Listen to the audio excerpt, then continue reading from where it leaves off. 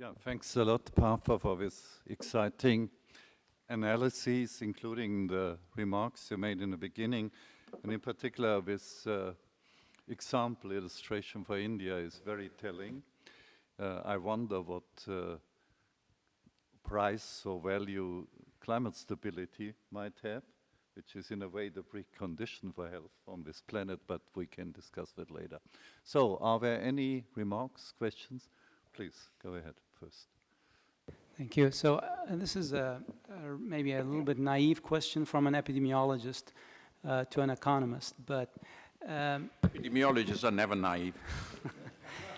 So looking at the cycle and mentioning that for the last 65 years, there has been a change, the hockey stick.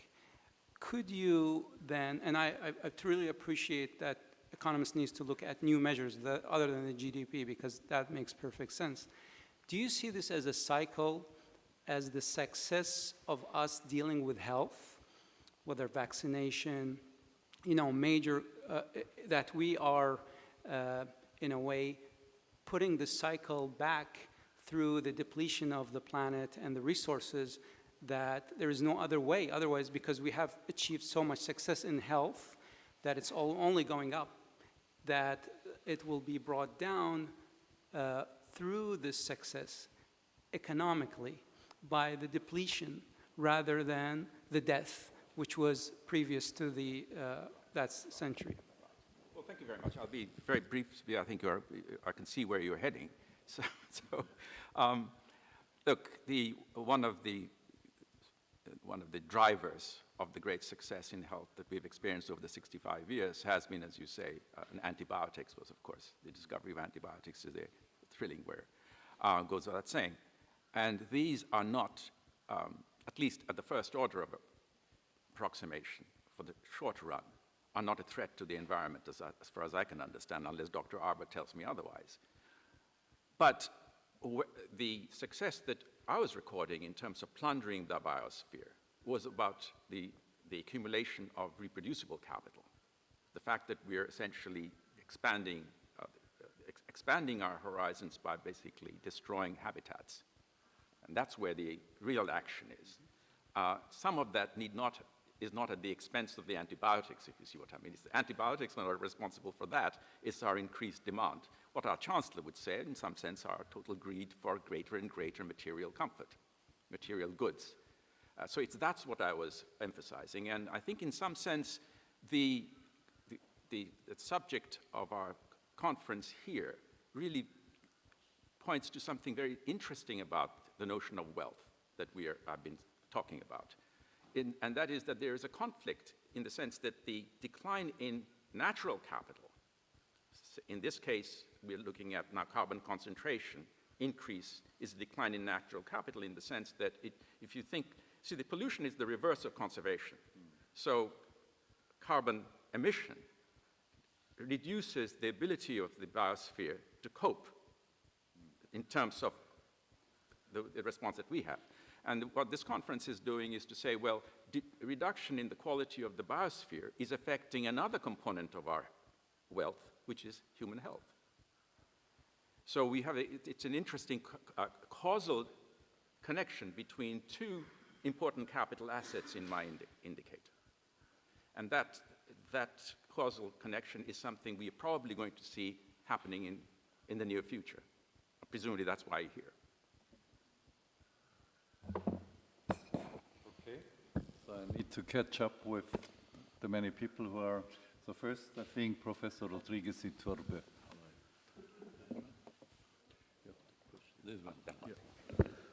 Thank you, Partha, for a masterful presentation. And I have probably a naive question, being a hydrologist dealing with water, Sometimes I ask myself how could people with the very best intentions at the political level take decisions that affect the country, even when reflecting on health and natural capital type of issues. Let me take an example I probably you know much better than many of us.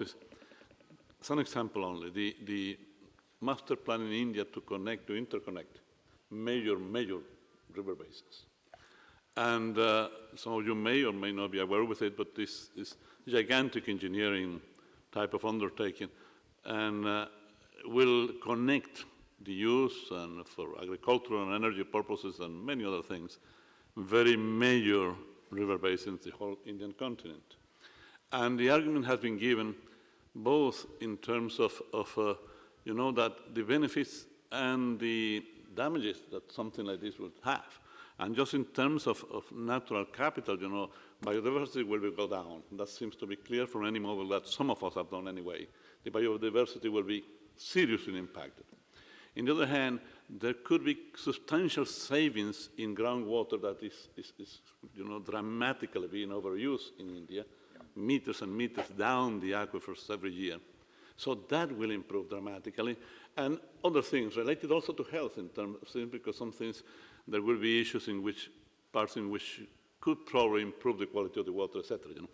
If you are called tomorrow to be, probably you are already the consultant for the, you know, the Prime Minister of India in this thing.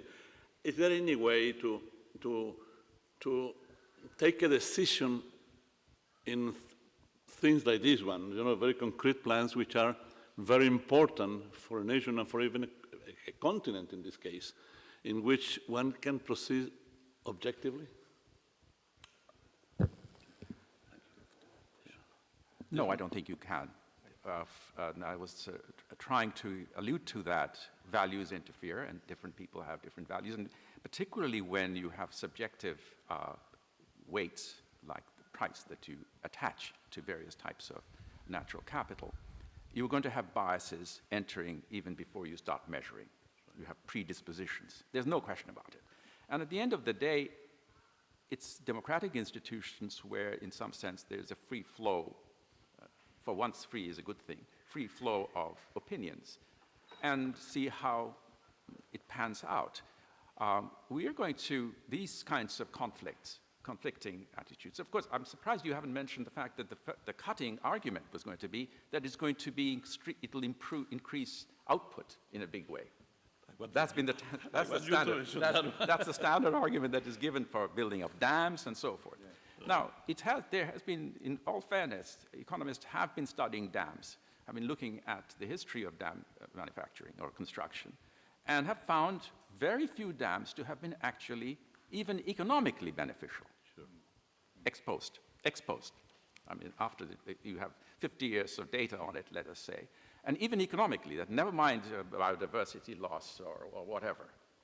So these perhaps should inform our, but you might say that was a very costly learning process. You destroy a great deal of the biosphere in the process or interfere with the workings, and you take 50 years to learn. But that's the nature of the beast. There's nothing very much we can do about it. I think at the end of the day, we should be emphasizing it, just keep on banging on that certain types of assets are consistently missed out in economic calculations, and they should not be missed out. Now, you start with extreme examples to give some notion. Suppose you have a place of cultural or religious significance. How does society manage that? And imagine that you think that down under is some oil. I can imagine a situation like that. A temple had been built there, but now oil has been found. Typically, it's a political battle, and if the religious leaders win, then you create a boundary. Thus far, no farther. It cannot be, you have a quota, as it were. It's a constraint that it cannot be impinged upon. It's like saying this is of infinite value, and so no economic argument can go through it. So that's one extreme. Now you move towards biodiversity, and you can take a religious view on that. And many of us who believe that there is something sacred about the notion of biodiversity. After all, this has been going on for, as the President mentioned previously, been going on for at least 500 million years since multicellular organisms started moving in. But that's something to be respected. You can't simply mess around with it willy-nilly for a blip of self-gratification. You can take that attitude. But the trouble is, when you're confronted with the Minister of Finance, he usually wins, and it's usually a he. So environmental activists lose out on that argument. And one consequence is that I think ecology is an extremely underfunded body of science. Even now, it's just remarkable how little society actually is willing to pay to improve our understanding of the biosphere. Okay, thanks a lot. So I have Professor Farrar now.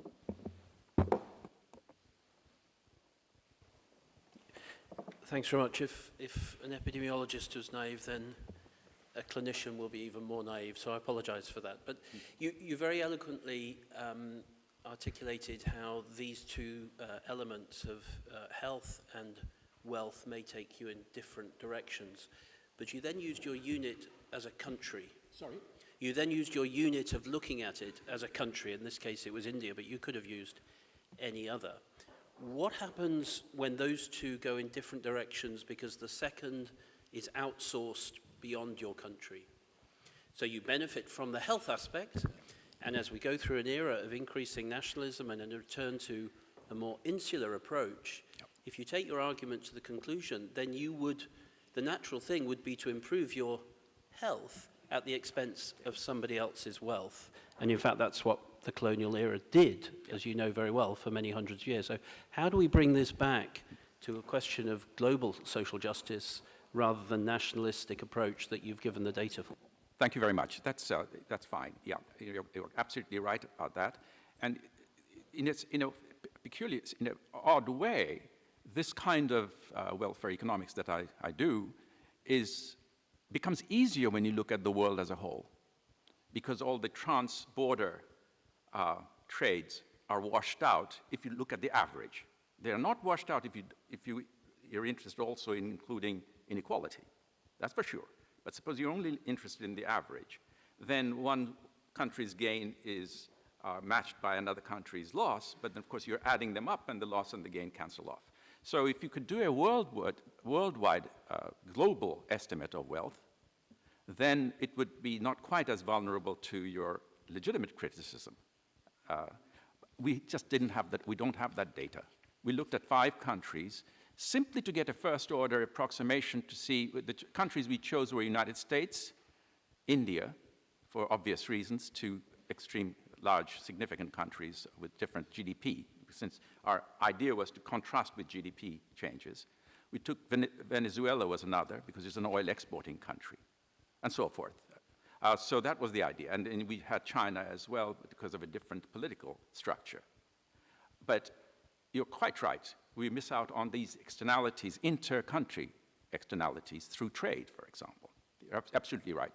One very, very important implication of what you say, and I think the reason I'm being a bit elaborate in my answers is that I realize I'm addressing natural scientists. This is a science academy thing, so as far as I can make to educate you quickly, I'm trying hard to do that, which is when timber is cut, let us say, from the forests of Malaysia to be exported to mainland China because China is hungry for timber, then it looks good for Malaysia because the Malaysian finance minister says, this is good for our foreign exchange. We're earning by exporting. The problem is that the timber is underpriced if the value of the forest in terms of preserving biodiversity is ignored. It's only valued for the timber, remember, which is equivalent to saying Malaysia is actually transferring wealth to China, at least that component which is missing. So you can do a large number of intuitively appealing calculations through this wealth measure. Okay, thanks a lot. I have 3 more questions from the floor. So it's Professors Foreman, Kemen, and Viana. So please. Thank you. The idea of thinking more inclusively about wealth as a measure of social well-being is very compelling. But I'd like to ask a question about the human capital component in particular, at least the way it was presented here.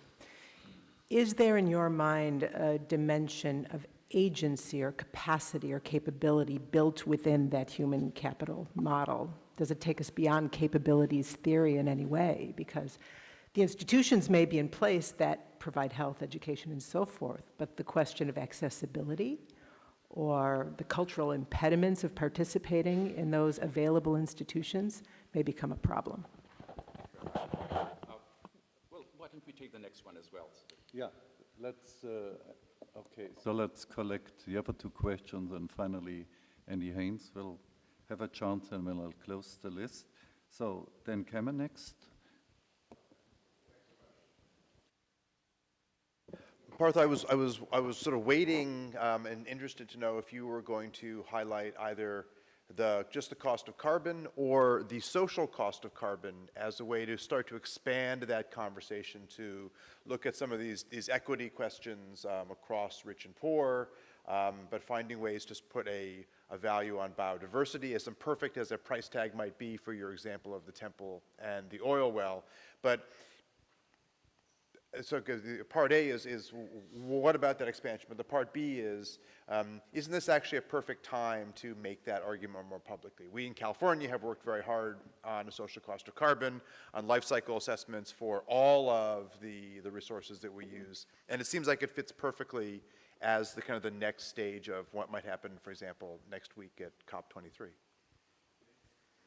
Professor Viana.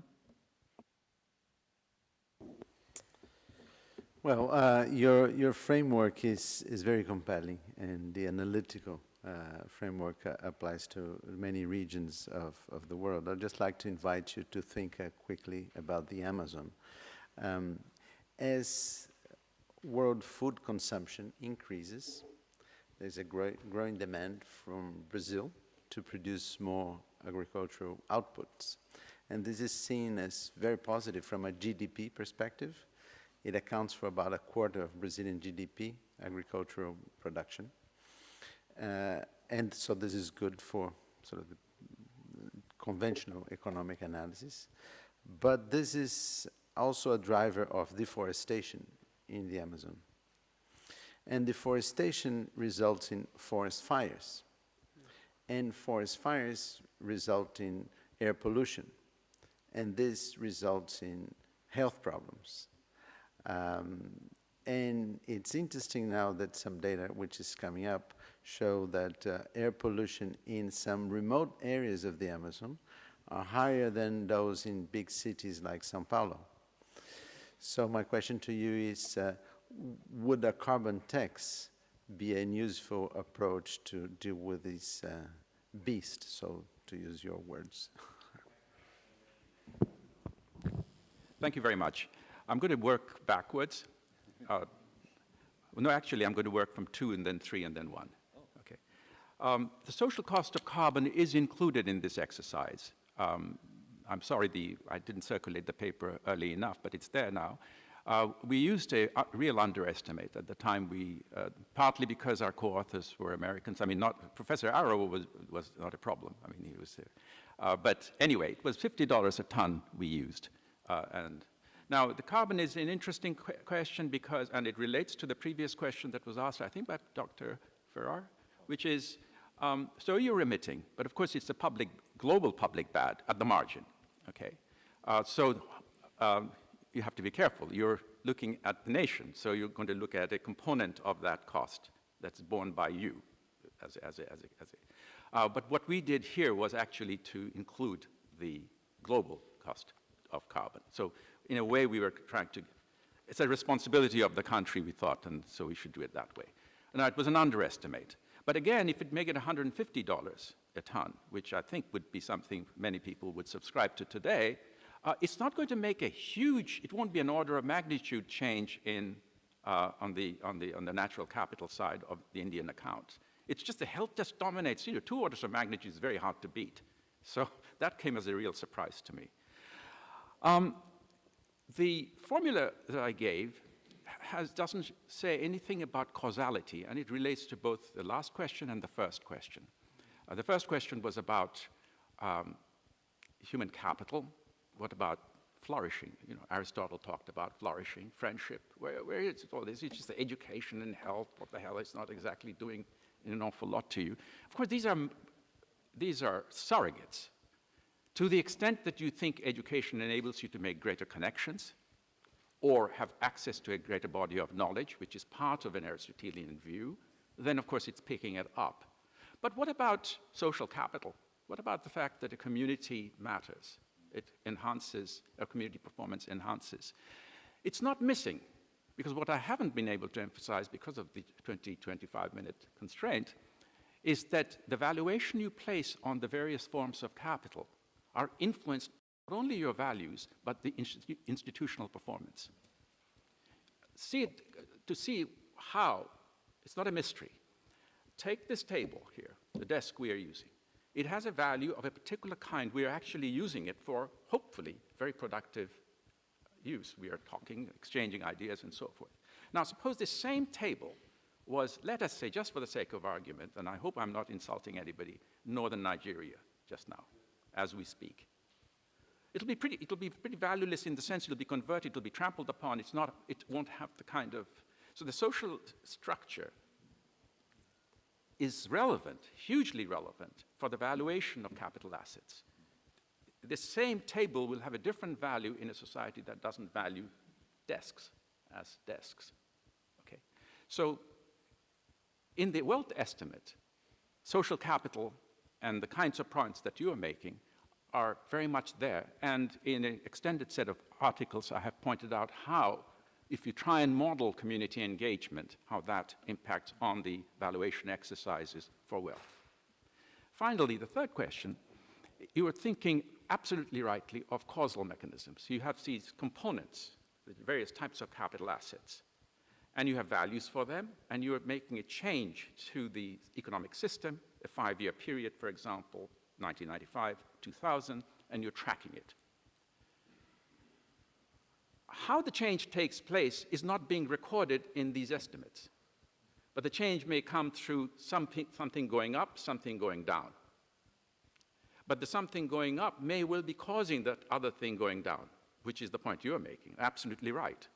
So at the background, before you do these exercises, you have a causal model of the economy, plus a valuation exercise, showing you how these assets are interlinked through the economic transformation, the social transformations that the use that we put them to. So the formula itself doesn't show the causal relationship, but the formula is based on an understanding that there is a causal relationship. Otherwise, you won't be able to explain why something's going up and something's going down. And our conference here is over the fact that something is going down and is bringing down something else. Down being here, if it's a climate change, the effects on health of climate change, then you're looking at carbon concentration increase and its consequences on another capital asset, which is health, and how you do that. So the framework of wealth calculation is very, very much part of what we are discussing here. We're looking at one piece of it, of course, and we are going to do that in the next 2 days, but I thought it'll be maybe useful to you all to see that it falls part of an intellectual framework which is totally consistent with one another. Okay. Thanks a lot. Thanks a lot. So the last question is Sir Andy, please. Thank you, John. So you've made a very trenchant criticism of GDP, which I think many of us would agree with, and yet it's proved to be an enormously enduring concept. And when one looks around the political landscape, the metric, the single metric that almost every political leader uses is progress towards increasing GDP.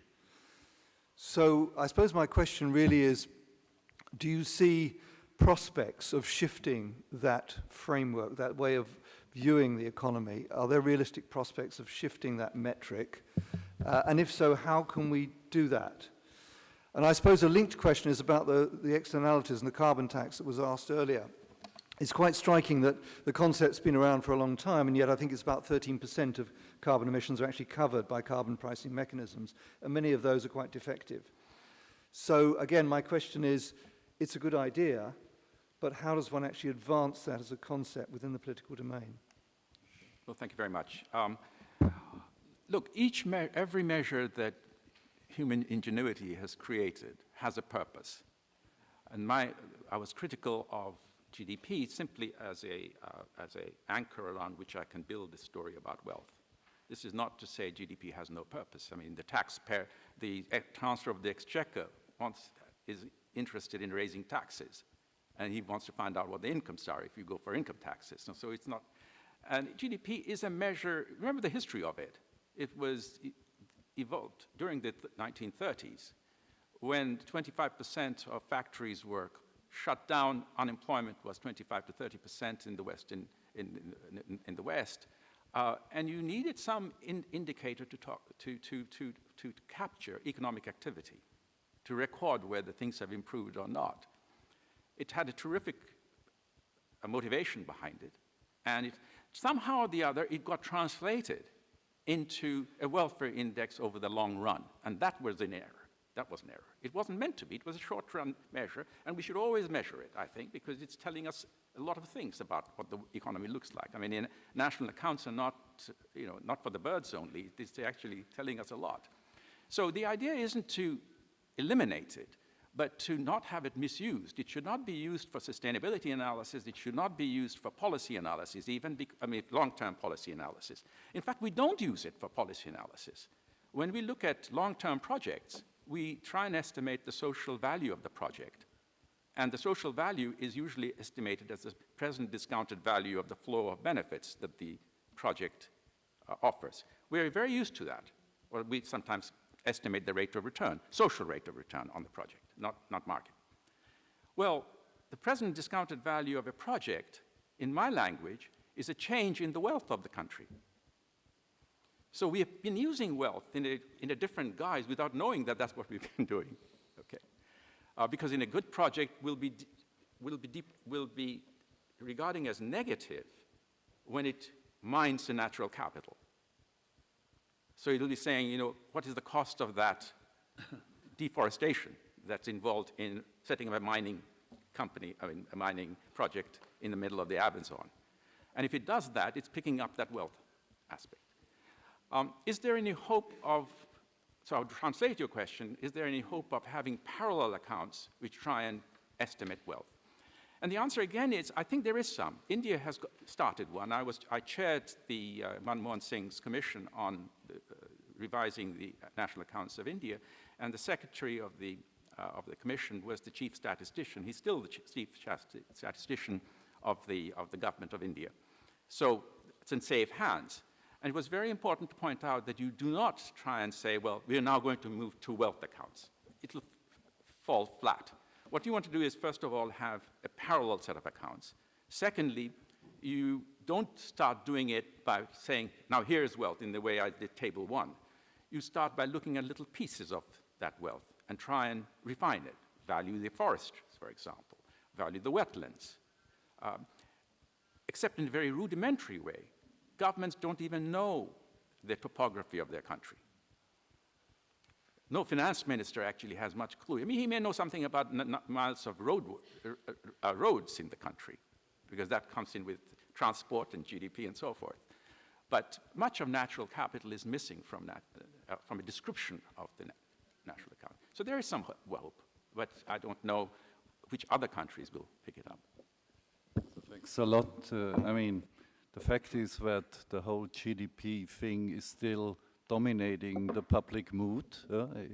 You always say a country is on the right way, is doing well if GDP is growing.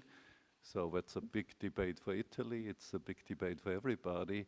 And we have to replace it by something much better along the lines Partha has delineated, actually. So thanks a lot. Let's thank again the speaker for an excellent discussion.